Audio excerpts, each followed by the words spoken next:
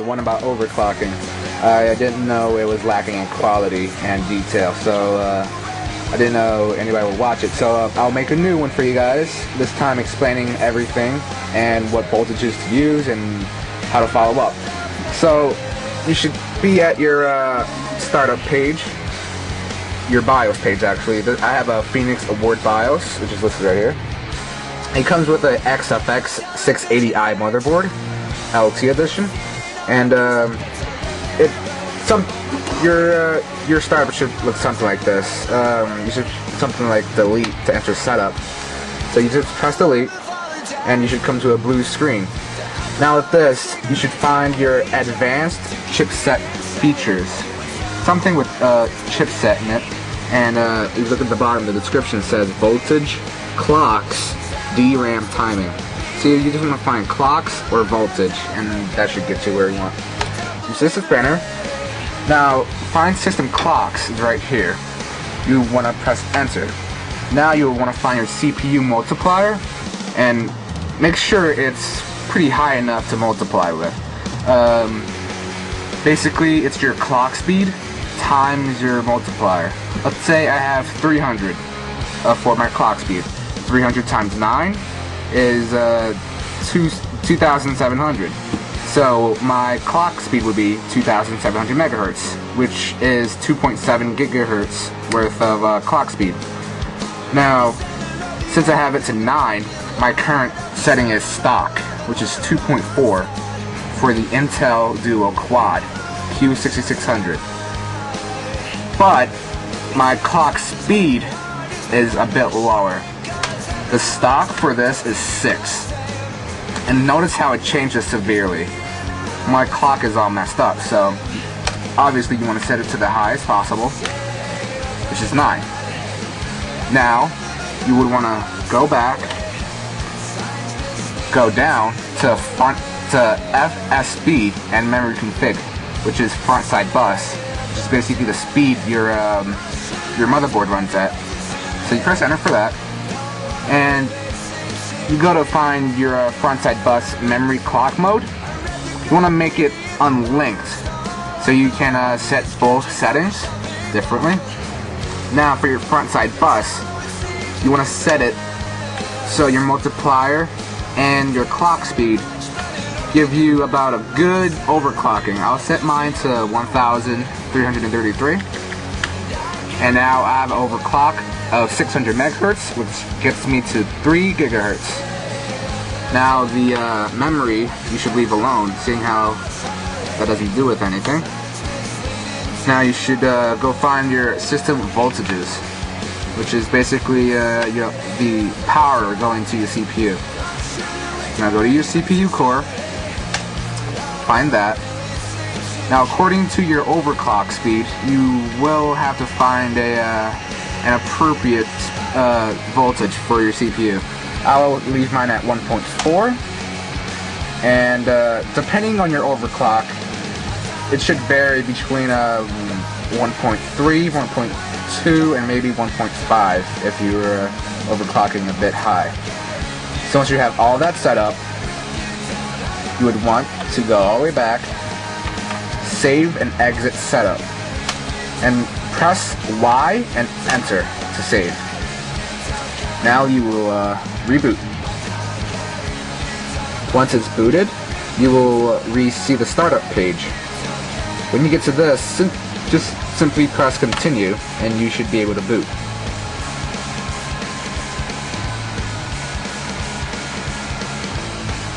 Now pay attention during startup.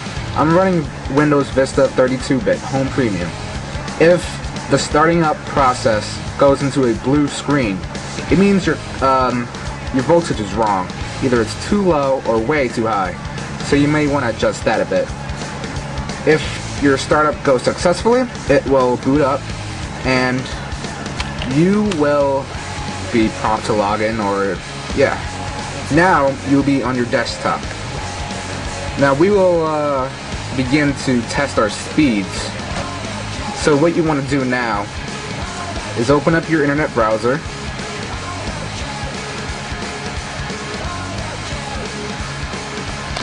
Sorry for the slow speed. you want to Google CPU.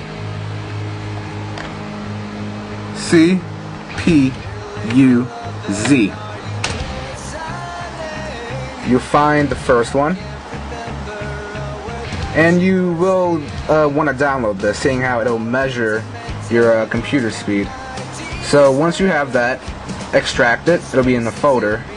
Inside that folder, you will see the application program right here. Just double, or you can make a shortcut pointing your desktop. So once you have that, double click the icon. Now it'll register your computer information, give you all your readouts, give you your clock speed, and everything included. So let's wait for this. Alright, now, see how my core speed right here is ranging from 2.0 to 3.0, depending on the multiplier. Because of the overclock, the system has to change between both.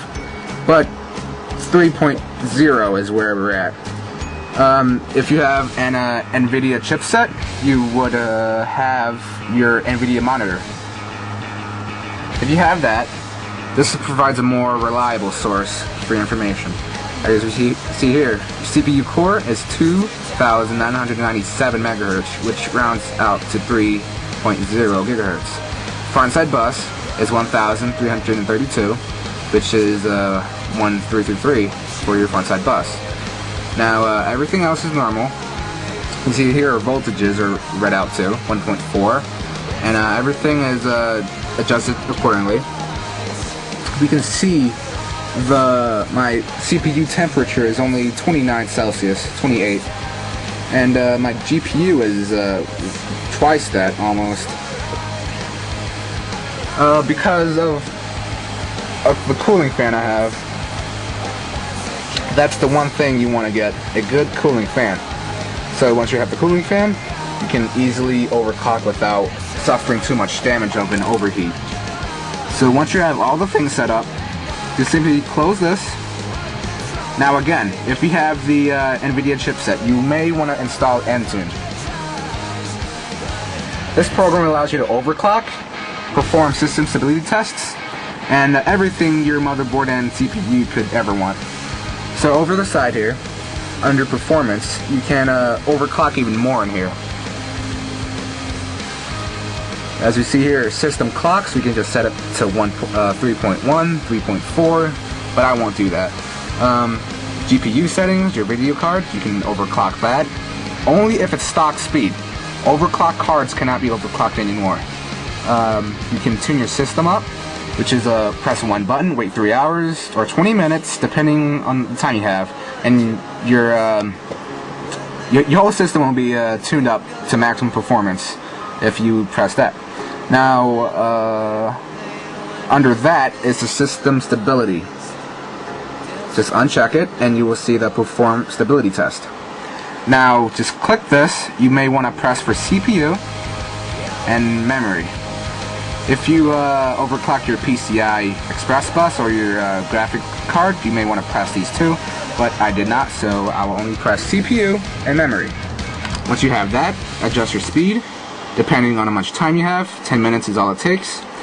Now just start that, and basically your core and your memory will be strained, and if it blue screens, it means your voltage is wrong, and you may want to adjust that.